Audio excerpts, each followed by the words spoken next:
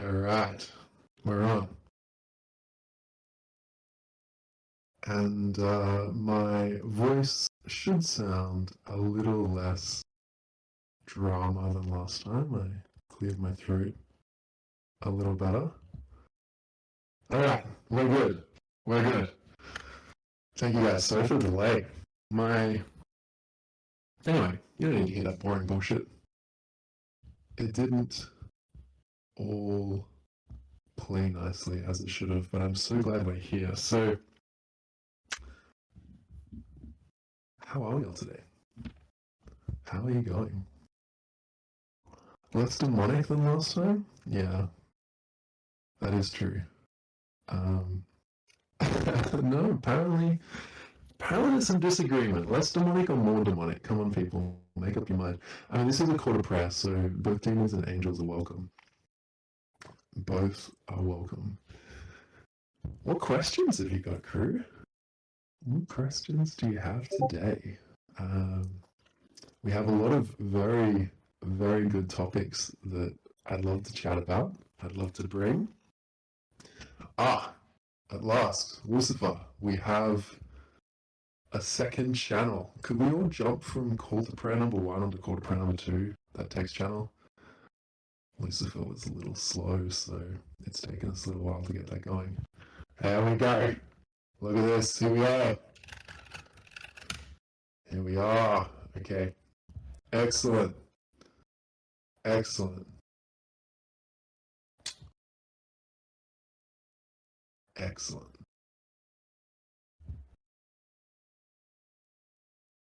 Okay. Alrighty. Good stuff. So, there's been a lot happening in the last fortnight, hey? I mean, things are really, really heating up on our side. Incredibly excited to be getting incredibly close to launch. This is worshippers. Welcome, G-Man. Oh my god. I expect it's going to be hard to keep up with the chat because G-Man is just going to be spamming stickers at everyone, as known as both his greatest skill and greatest pastime. So there's been a lot happening this last fortnight, so we're excited to have a few of you drop in today and hear a little bit about it. And yes, people that attend call to prayer, you never know what rewards might come your way. So it's always good to be around. It's always good to be listening. It's always good to be tuning in. I believe. It's so good. So the main focus over the last fortnight, I'll just give a little update, and if anyone else wants to throw some extra words in, Lucifer, you sounded beautiful when you spoke earlier, so don't be shy if you have more you want to say. The big update from our side is that we have completed the audit.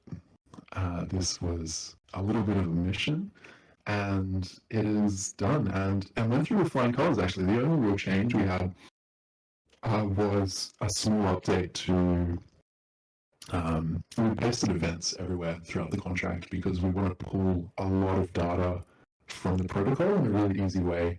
And so the way that we've done that, we've got some great tips on some better ways to structure that piece of it. But other than that, we went through very successfully. We had a really detailed review.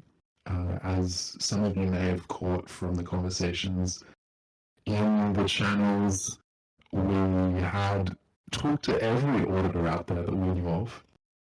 We also asked the community for all the auditors they knew of. We literally contacted every single one. And I mean, some of them were just such fly-by-night shops. Like, I knew this, but I guess we hadn't ever tried to engage with some of these audit firms, and they're like, oh yeah, sure, you just pay us a few K of crypto and we'll run an audit. But they don't do anything. They just run some automated testing scripts over it, which we'd already done. And, give a bit of a glance. They don't really give you any comfort. It's just I guess it's just a shitcoin marketing tool. And other places are pretty legit. They do some good work, but they were booked for months, months and months. And we didn't want to wait. So we ended up finding a really incredible so we wanted someone who was really solid, there's no point getting an order by someone that knows less than we do. So we got we trained two people. One was a white hat hacker, and the other guy was someone who works for the Ethereum Foundation. And he spent kind of 2 weeks with the code, actually. Gave it a really solid review, and we spent some good time together. And pretty much went through the whole thing line by line, and got his feedback and advice and thoughts, and any tips about ways to structure this or that. And it was awesome.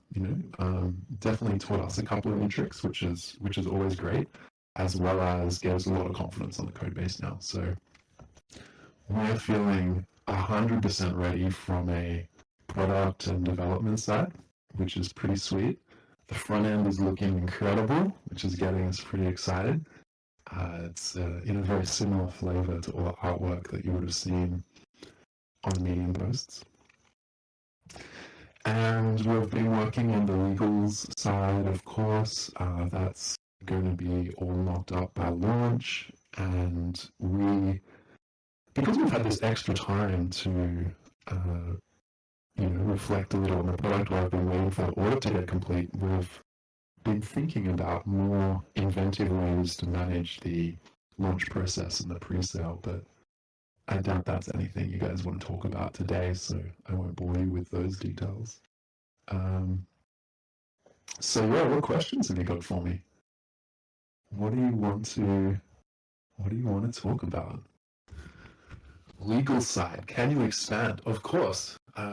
Just doing a little bit of understanding around what type of incorporation we need, where we need to incorporate, all that sort of thing.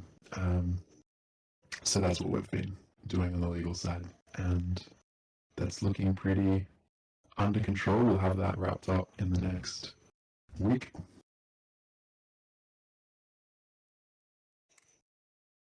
What else you got for me? Questions. I'm sure you're full of questions.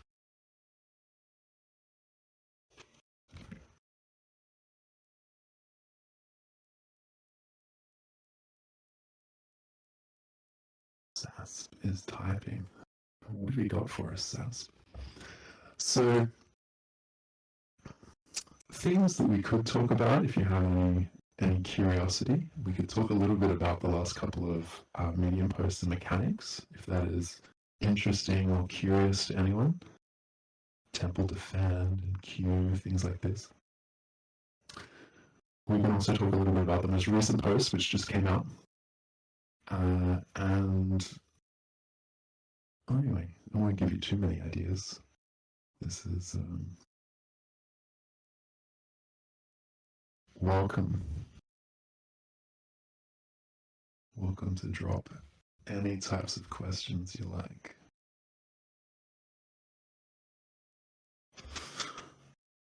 Gee, just dropping right into the big ones. All right. Questions, good questions. Yeah, yeah, that makes sense, GADP, because the question isn't communicated via stickers, so I'm not convinced G actually typed that. I think it was probably you that he stole that question from. That would make a lot of sense to me. So we'll go from the top. Question 1, can you expand on different pools and which pools will be offered initially? Absolutely. So you hopefully have seen a little bit in the most recent Medium article. If you haven't taken a read, please take a look and take a read. It is all about this structure of different pools, different investment pools. And how that's going to work is that will there be NFTs? Okay, good questions. We'll come to that. So what we've built here is quite a generalized, I don't know if that's a troll or a legit question, but actually there's a real answer to it, so we'll come to it. So what we've built here is quite a generalized framework that allows us to launch contracts which create investment pools which have a relationship with Treasury, which allows money to be sent to these contracts to seed them, because for some strategies, let's say we wanted to perform delta hedging to create our own options portfolio, which is a really interesting thing to contemplate, because it's difficult but not impossible. There's a few really great protocols which are launching options, for example, mostly on L2. There's a lot of action on optimism. I saw a question come through in Discord today about, are we looking at L2? Yes, we of course are, but we're focused on L1 for now. Optimism looks really interesting, particularly from the derivative side. Arbitrum obviously also is coming in hot. But for now, everything we need to do, we can do on L1, so that's totally fine. Yeah, make sure you verify in the channel, otherwise you never know. You won't get any offerings from the gods, so make sure you verify. So at the moment, it's relatively difficult to offer options to the market on L1. No one's really doing it that successfully. People that try synthetics and so on, huge gas costs. It's really difficult to make it effective to offer a full suite of derivatives to people on L1. Right? It's a little more interesting if you instead think about offering the options to the market, but instead think about hedging a pool of money where many people are putting their funds in together to achieve a particular investment strategy. So it's actually easier to pull a bunch of people together. Let's say they wanted ETH exposure with the downside hedged, right? And so what I mean by that is you're still exposed, as much as possible to ETH going up, but below a certain point, you have protection. Your downside is limited, and you can achieve that in many different ways. You can use some options to close out your downside. You can implement like a stop loss strategy. There's a bunch of different things you can do, but they're a lot more difficult to package up into a product in a gas efficient way that would work for individuals, because you need to, if you're going to dynamically hedge this and dynamically protect your downside, you need to continue trading. The gas becomes too expensive. The products are difficult to structure. It's tricky. People are working on it and doing some good work, but it's tricky. If, however, you can combine everyone into the one pool, you can implement some strategies in an automated way, such as, protecting your downside. And you have a bunch of different options available to you that are a little more difficult for an individual. So that's the logic behind the different pools, or that's the logic behind the pools in general, that you can implement an investment strategy that allows you to have a more dynamic, more sophisticated investment strategy that may involve, if you were to implement it fully, buying and selling derivatives or entering and exiting certain assets under certain conditions and rules in a way that would be impossible as an individual unless you are kind of at, the scale, unless you're at the blue scale, unless you're dark blue and you've got some ether rocks to play with. It's a lot more difficult to do that effectively because gas just eats your bags. And you also probably need a bit of scripting and dev, unless you're going to sit there and just, click like some kind of midwit trader, watching and clicking and clicking and clicking and clicking every day. So for that reason, we need some automation and we need some scale, and that's a lot of the value that comes behind the pools. What will be offered initially, we've got a few strategies which are being simulated and trialed right now and figuring out the best way to implement them. We have a couple of methods that seem to work quite well. And one of those, of course, under the spirit of the temple and chill, one of those is going to be a hedged downside Ethereum product that gives you the ability, when things get a little too spicy and you want a little bit of extra protection on the downside because you're not as confident that ETH is only up for a period, then you can park your money here, continue getting access to the upside, but have some protection on the downside. So that's one of the pools. We also have a ETH exposure, but with extra yield or extra return boost on top of it. Strategy that's quite successful. We have some leverage strategies, which are very interesting. And my personal favorite is the pure volatility strategy. I mean, if there's anything we know around crypto, it's that it is volatile as fuck. So having the ability to put together a more complicated call option based call put. Anyway, I won't go into full detail about exactly how the strategies work. That will come, obviously. I don't want to give away all of our secrets, but we'll also have some pools which are more exposure to volatility in general rather than a particular direction on the price, which is pretty cool too, and pretty common in traditional finance. You know, these are classic derivative strategies, but not things that I've seen implemented on chain before. So yeah, we're excited. We're really excited. So G, JDP360, does that answer your question? Why do I have a voiceover? My voice is just naturally. That's what it sounds like normally. That's his normal one. Okay, I don't know. Was that you, Lost, or was that Lux? Lost.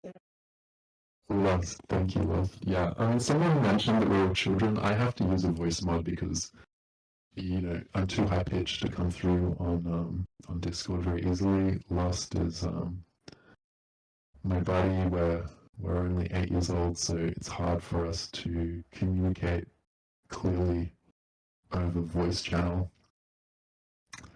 But Lost is braver than me. He just does it without a voice mod, so he just goes for it. Respect to that, Lost. You know, thank you for your honesty. Yeah, no worries. I'll just jump in quick. One of the questions will there be NFTs? Yeah, we're planning it. Not right away, but it's definitely on the agenda. So we'll make an announcement at some point. We got some ideas, and yeah, something at a time. But probably within the next quarter or so. Hopefully, we can do something. Yeah, fantastic. Fantastic. We do have a little bit of. Maybe we should talk a little bit more about that one actually. How much should we give away, Lost? Should we tell a little bit about incense and ideas like this, or should we keep it under wraps? Yeah, I guess we can show that. Maybe on the incense thing. So I'll share a bit. We're just kind of working on the pre-sale framework at the moment, right? So we'll probably announce that within the week, how the pre-sale will work and all that. But the basic idea is we're going to use what are called incense as being the currency for pre-sale allocations. And so everyone this is the plan so far. It might change a little bit, but everyone that's helped the temple to date is going to get incense allocated to them. And then those incense will be used as for the pre-sale, right? So if you don't have incense, no pre-sale. And there'll be a lot of different ways you can get incense. But for the most part, it's going to be for people that have helped the temple, to date. And yeah, that's kind of the basics. And so we'll make an announcement and share the mechanism exactly. And the whole idea is going to be, we're kind of working on, it's going to be like an autumn festival or an opening ceremony for the temple. And for those of you who have incense, you can come and you can burn them. And at that time, you can acquire temple tokens if you want. So that's kind of the general idea. And yeah, we'll release the specific details within the week probably, but that's kind of the imagery and the concept at the moment.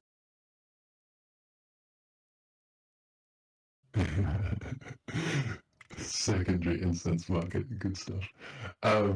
Yeah, no, that's spot on. And when we say helpful, we mean that very broadly. I don't mean we don't mean just team or anything like that. We mean people that are contributing to the community. Be that just by posting great chat in Discord or whatever.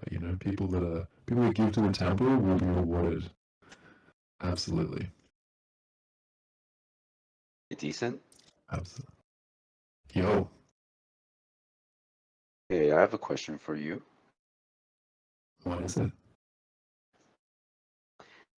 Going back to the bonus reward article, so you said that the bonus API is only available for a limited time. and it will involve stake lock. So is that period always the same, or does it vary?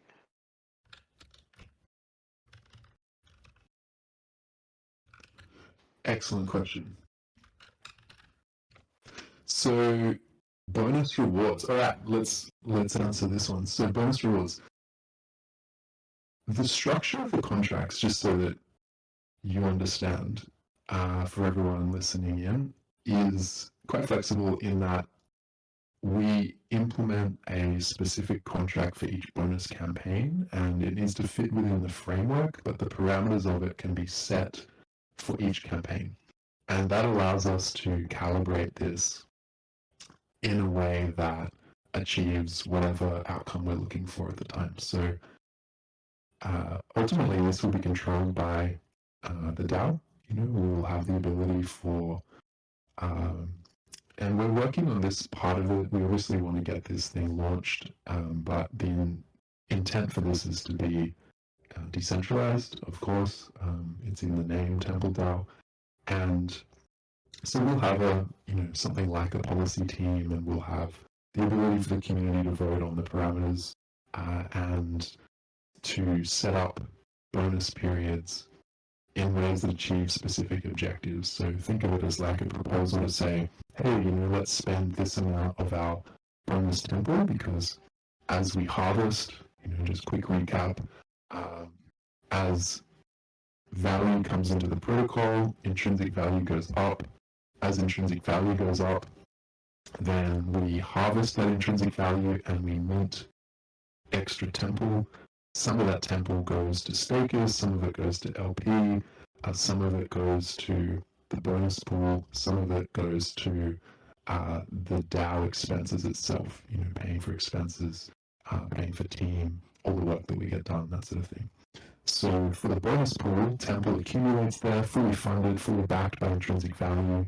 It's impossible to mint and inflate and reduce intrinsic value in this protocol. That's the whole point of it. And so that bonus pool can then be spent. Think of it as like a budget for the protocol to reward the faithful. And this same incense idea will apply post-launch in that anyone that's doing helpful things for the protocol, or long-term members that are engaged, may earn some incense. That incense will give you the right to participate in the bonus offers, but the bonus offers will be structured from the community. So we can set really anything we want in terms of how much of that bonus pool do we want to use, how long do we want to spread the bonus APY over, how long do we want to lock people in for. All of those are parameters which can be adjusted for each campaign, and we'll figure that out together about what the right way to set that is. But at the moment, the first ones that we'll launch to play with it will be something like a period of lock for a couple of weeks with some bonus APY, getting a significant boost over that period. And, that's how we'll play it, and we'll calibrate it from there.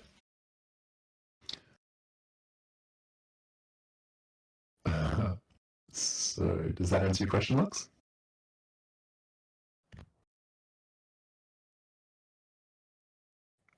Yeah, for sure. Awesome. What's the team's reaction to the community that has grown over the last few weeks? Did you guys expect Temple to go off like it has? We are very pleased. That is correct. G. Yeah, I'm really, I'm really happy. It was fun because I don't know if Hades. You guys probably all know Hades is around, but he was like the only guy I invited, and everyone showed up. It's been really fun, actually. Like people have just been finding of it, so I'm really happy. And people are great. Like most of the team is made up of people that have just showed up in Discord and participated, right? Like the majority of the team. So that's been awesome. And that's kind of the way it should be. So we have a really good community now, and really happy with the team and all the work that's being done. So yeah, we're thrilled. Yeah, 100%. I mean, we did literally invite a single person, and somehow this has grown. So it's pretty exciting. We like to think that the right kind of people have found us. Our the Temple crew is a good crew. My dogs. That's what we're talking about. Yeah. So let me answer this one question that was back up here a second because it's related to what I was just talking about. Will a queue amount be set by a policy team? Uriel, yeah, exactly. So that's related to what I was just saying there. The protocol has a few things which are obviously baked in, which we have no intent of being able to change because they're core to the principles of the protocol. That includes things like the harvest mechanics and, the idea of investment structure, investment contracts, the ability to deploy those strategies, the ability for treasury. Those sorts of things are obviously hard baked into the contracts.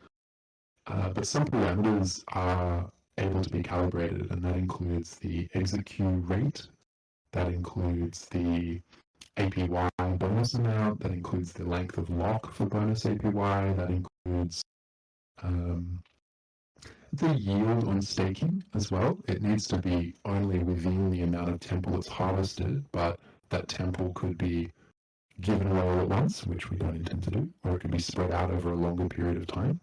So there's a number of policy controls, variable controls exactly, that are available to be calibrated, and we've left it like that because we intend to make sure that we get these variables right post-launch. It's impossible to know exactly the right way they should be calibrated, despite the fact that we've modeled a lot of different options up front and scenario tested it. It'll be different on day one. So we've got some tools that help us track all of the key variables in the protocol. We have a model which takes all of that data and forecasts basically the protocol health, the way things are tracking, and we can then use that to play with those parameters and tweak them and adjust them and make sure that we've got the protocol really healthy and best optimized. So at first, on day one, that'll be the team. There's quite a big team on this project. As Ross said, it's pretty much all just people that have joined Discord, somehow found us, and joined and contributed, which has been awesome. Does the team need any help with any open roles? Yeah, just keep checking the hiring. Boom, there we go. Ross linked it. There is a hiring channel which we put any open roles. There's always more roles coming up, so don't be shy. And did someone say policy? Yes, Fred. Welcome. Buzzword. Gotcha. So we fully expect that some people will be really excited about getting involved in the policy side, and we intend to be really transparent about all of that. So on day one, the existing team will be setting those policy levers through vote, essentially, through collaboration of the team. But we'll be really transparent about where those decisions are going and how it's happening. And what we like to do is then begin electing people into roles that are engaged on, some of the elements of, continue to decentralize by electing more people into roles, looking after things like policy and so on. I fuck with transparency, good shit. Yeah, so I'm not quite sure just how one to more thing to put it say. There was a second part to that original question, like, did we expect the temple to go off like it has? One thing that's really helped a lot is you guys obviously see Lucifer in Discord like all day, every day, Lux and G Money. Like, there's been a few community members, and obviously some of the people that are really active in general, right? Like Shishas and Roulette and Samurai. There's quite a few that I think have really helped a lot, right? Like, it's really been these people that have, I think, made a lot of the community stronger, and Discord stronger. So props to them. And yeah, it's really impressive, actually. Like, some of the team members that have joined have been really, really strong and just like doing really cool shit. So we're stoked. Jesus is great.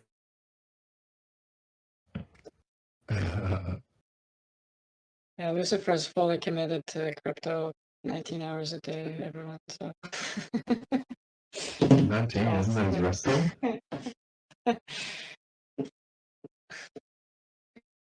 Lucifer, confirm or deny?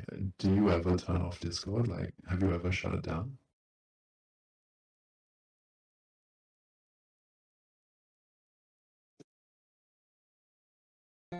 I've never shut it down. Are you from Daft Punk? Yeah, Lucifer actually is Daft Punk. Believe it or not. I mean, what new songs are they putting out lately? And We broke up. Lucifer was on Discord, so basically put it together, people. Yeah. So lunch with Daber, One Temple pre-sale. We're going to announce it probably within a week or so with the next Medium post with the exact date. So we'll let you know then. But there's a couple things we've been kind of holding us back, but it feels like within the next few weeks here everything will be live. So shooting for that. Yeah, wicked.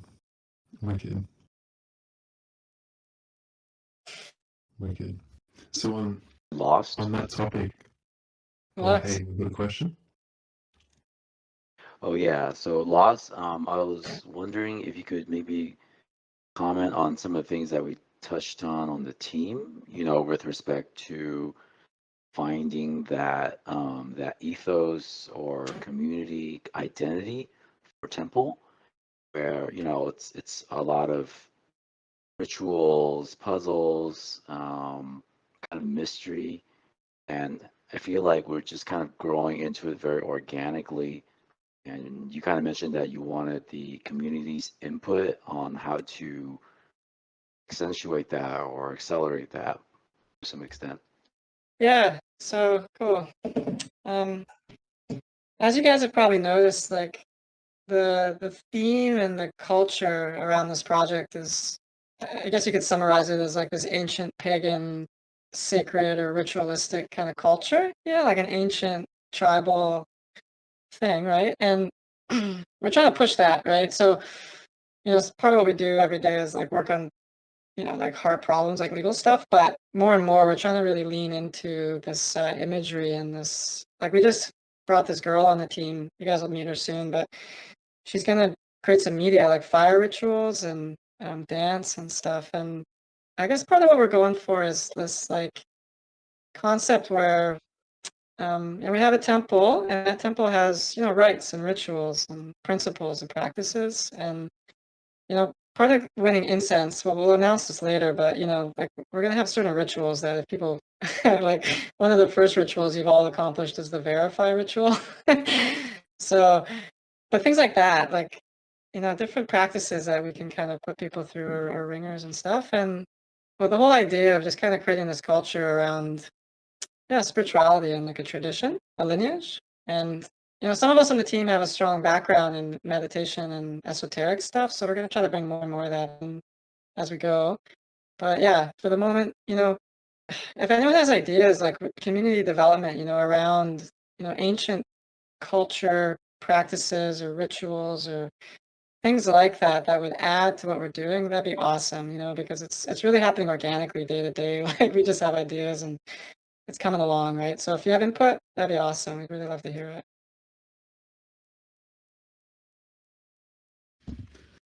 I guess part of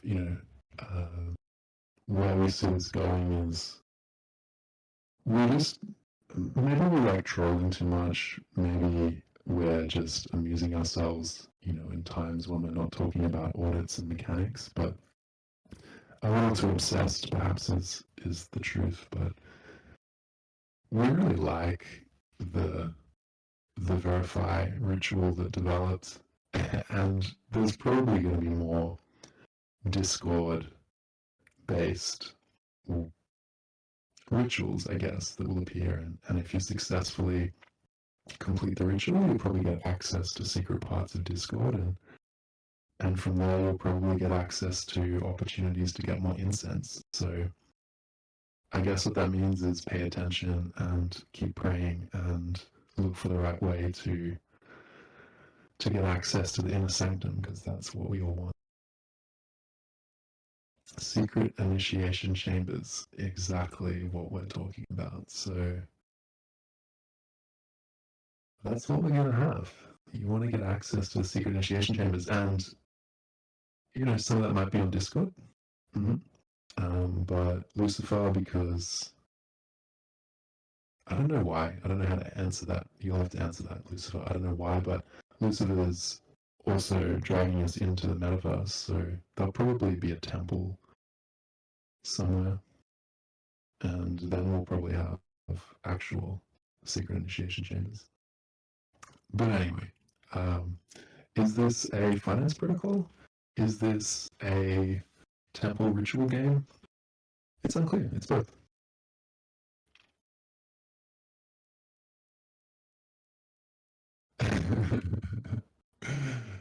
Hey, is this temple run? Yes, basically. This is actually just a complicated marketing ploy for the on-chain temple run launch, and you've found us out, so well done. Congratulations.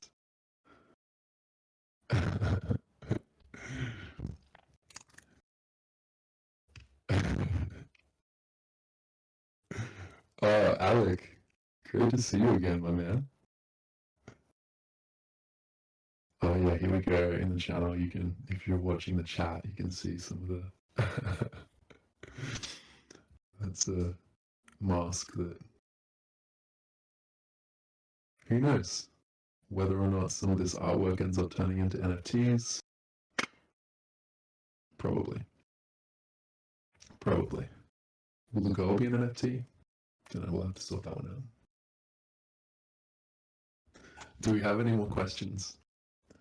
Do we have anything else to discuss? Decent. Maybe you could kind of go over the Temple Defend contract. Are you using that as a sort of last resort, or more like forward guidance kind of scenario? Yeah, cool question. So the concept behind the way that the temple mechanics work is, we want to allow people to get exposure to growth of the protocol, but we want to do it in a way that's long-term and safe and has the ability for encouraging long-term wealth creation for the community, right? I mean, everything we do is about incentivizing the right kind of people. We're not about just getting some, San Francisco VC in to buy cheap and then dump on everyone when the market opens. It's exactly the opposite of the ethos.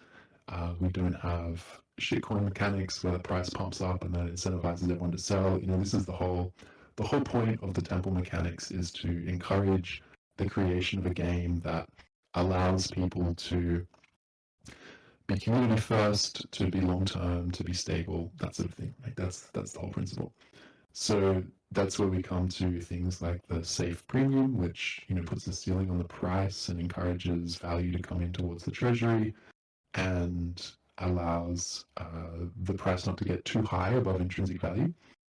And then on the other side of that, we need something that puts a price floor there, because we don't want the price going below intrinsic value, because that's crazy.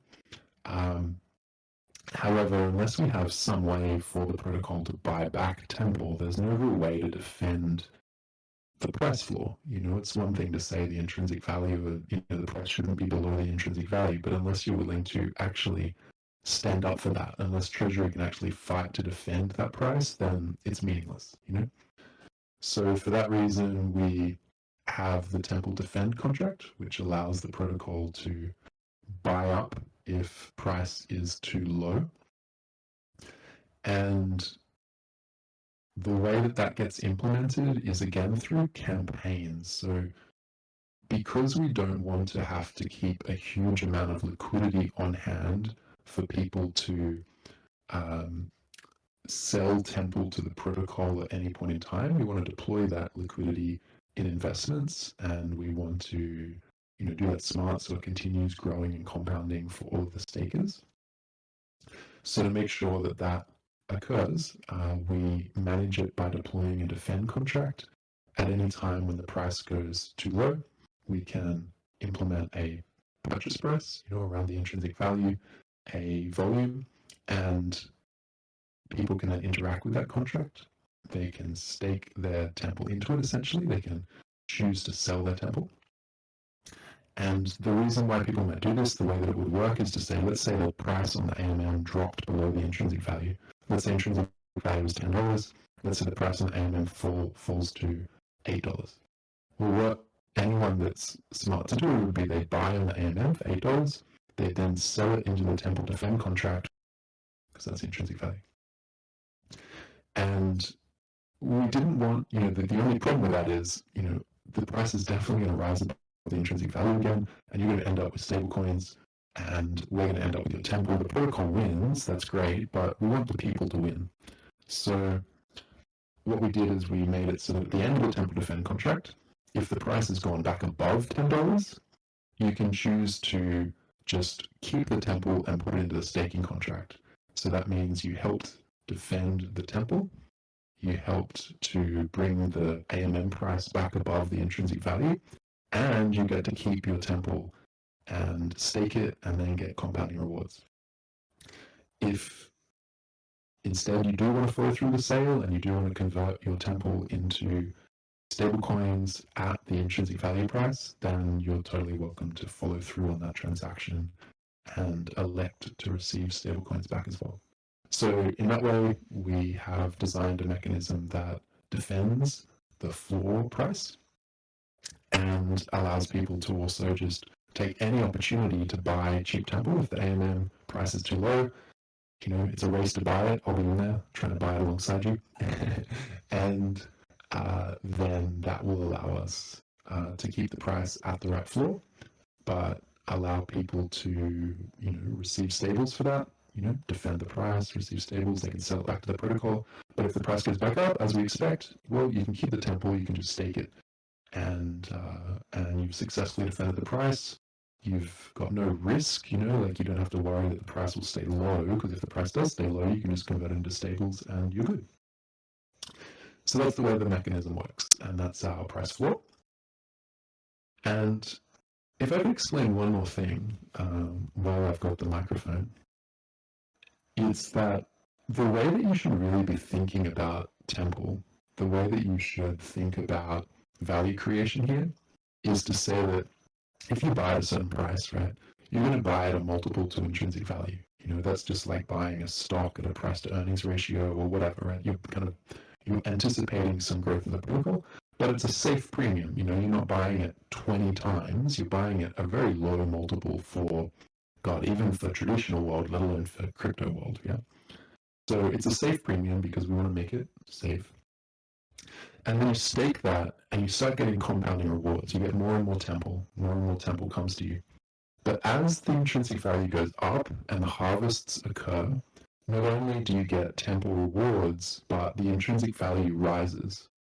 And so if you hold for a period of time, what's going to end up happening is that, let's say I bought it $20, and over time, the intrinsic value was rising and rising and rising.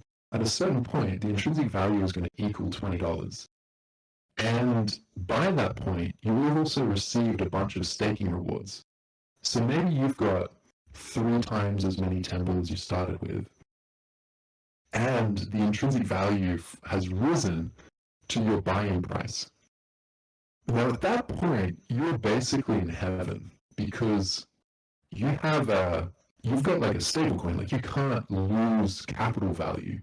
Your buy-in price is the intrinsic value. Temple Defend will protect that price floor. The price can only remain above you.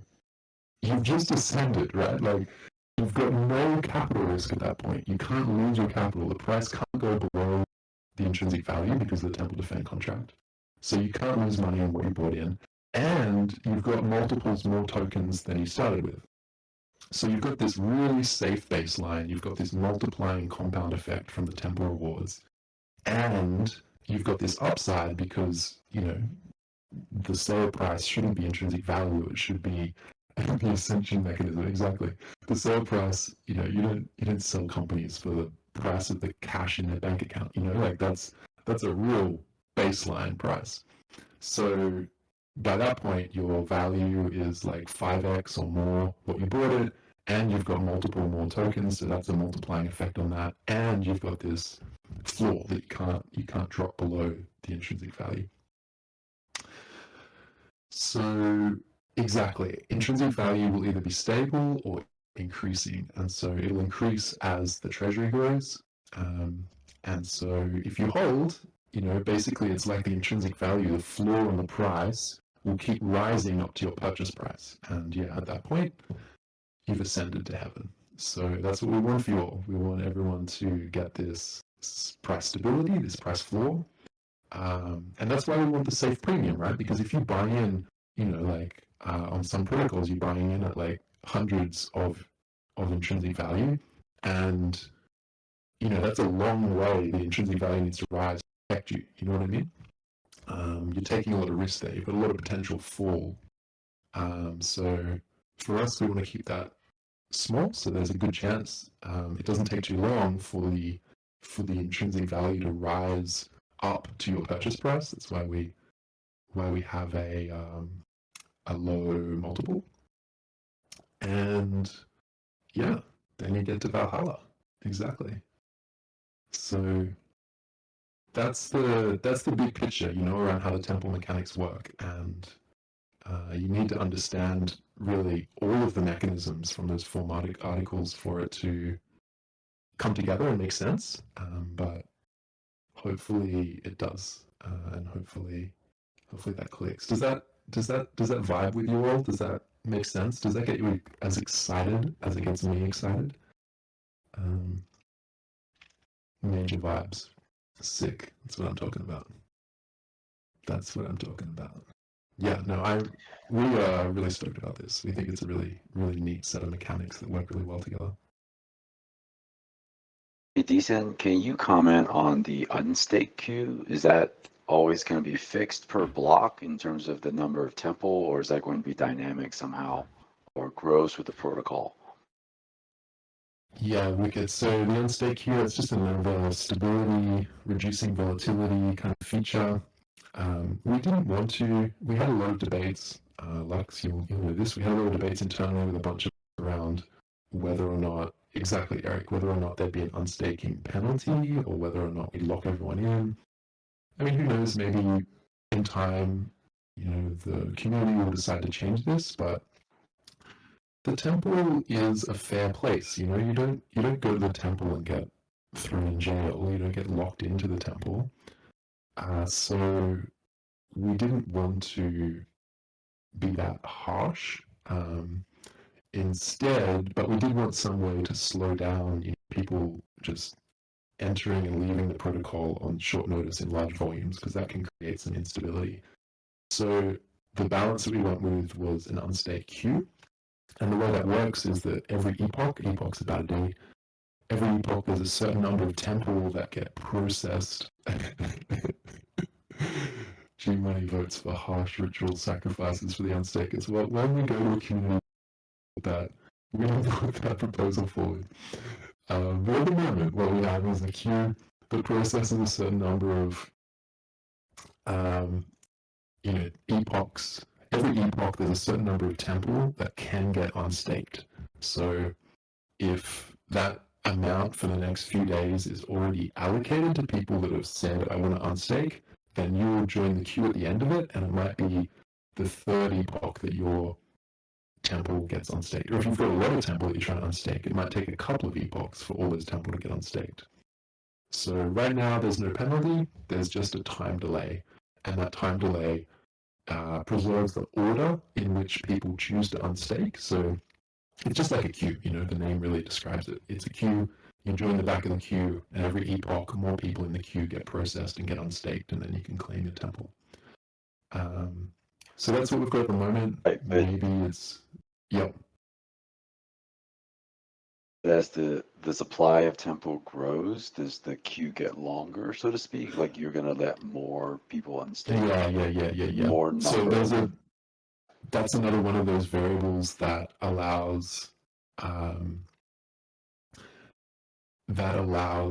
the variable.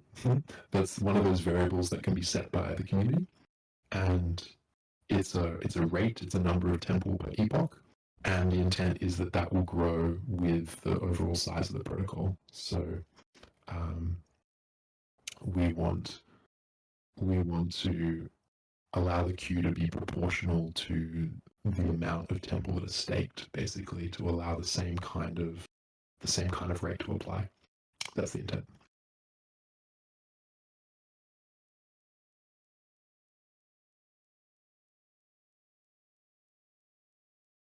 Yeah. All right. 57 minutes past. Any more questions? We're almost to the end of today's session. Great call to prayer. Will there be a time range when we participate within the sale, so no gas wars or anything?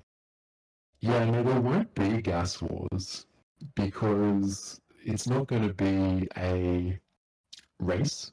You know, it won't be like your favorite NFT drop of the day.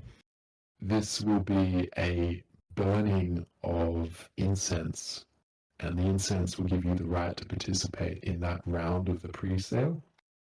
So what that means is there's no race, you know, if you've got incense and, you know, there's a window, obviously you can't rock up next year and try and buy in at the pre-sale. That would be, you know, you're not going to make it. But if you turn up in the window that round on, you show up with your incense, boom, you know, you get access. It sounds incense. Exactly. So that's how it's going to work, baby. Incense, I mean, it's not so much that incense is the key to the temple, it's that how do you expect to participate in the ritual if you don't have any offerings? You know what I mean? Like, what, you're going to just turn up empty-handed and expect to get, like, a cheap deal? You know, how does that work? That would be insane. I mean, that's disrespectful, frankly. So, if you're going to turn up to the temple, you've got to bring something to offer. Otherwise, the temple's not going to give you a special deal. You know what I mean?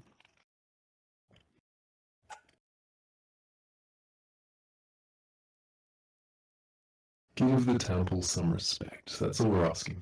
That's all we're asking. You know, you give to the temple will give to you. It'll probably give you incense, and you'll probably then get some cheap temple, which, you know, who doesn't want that? Because everyone loves money. I mean it for the technology, but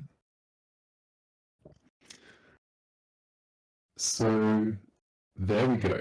That's a wrap, people.